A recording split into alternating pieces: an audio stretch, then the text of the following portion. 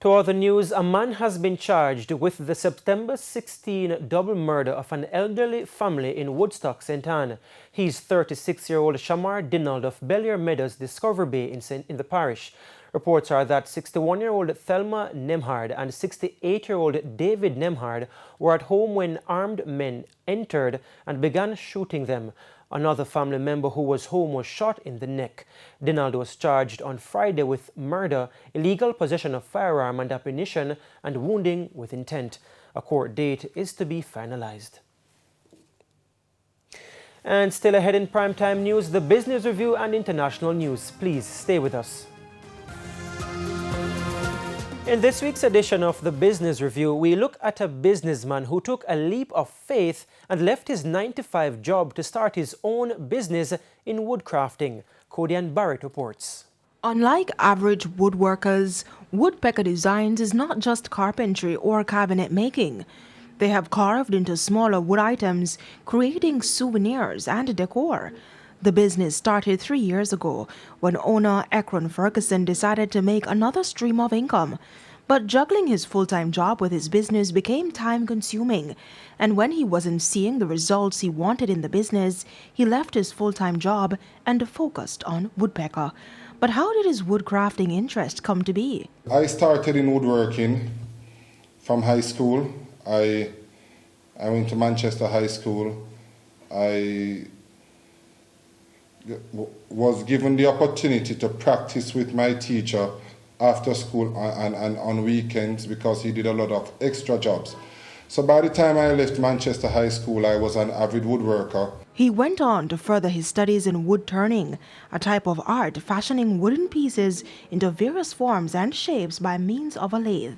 From there, he built his skills.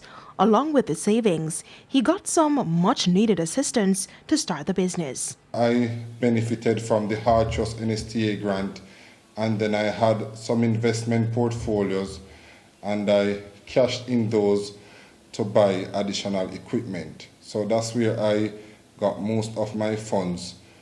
For starting, I got some from the grant, and then whatever else was garnered from personal savings. 2020 was the first year of full operation, with just 2 full-time employees.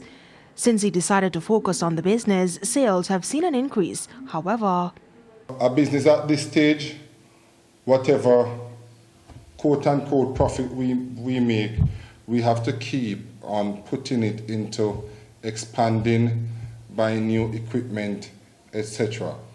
His products are sold mainly to corporate companies as gifts and to households as elegant functional home decor items. His most popular products, serving trays and salad bowls. According to Mr. Ferguson, the quality of his products are incomparable, made from all local lumber such as lignum vitae, blue mahoe, the popular mahogany, and others. At first, his major challenge was human resource, but within the pandemic, new challenges have emerged. We are having a huge material shortage for materials that we import, such as finishing materials. That I believe is attributed to the pandemic and shipping woes that we are having. And then there's an escalation in materials cost, which will drive up the price point. Although formally he has not yet set up an export market, customers have purchased locally and brought overseas, which has provided some exposure. But before taking his business overseas, he plans to make brand Woodpecker a household name in the island first.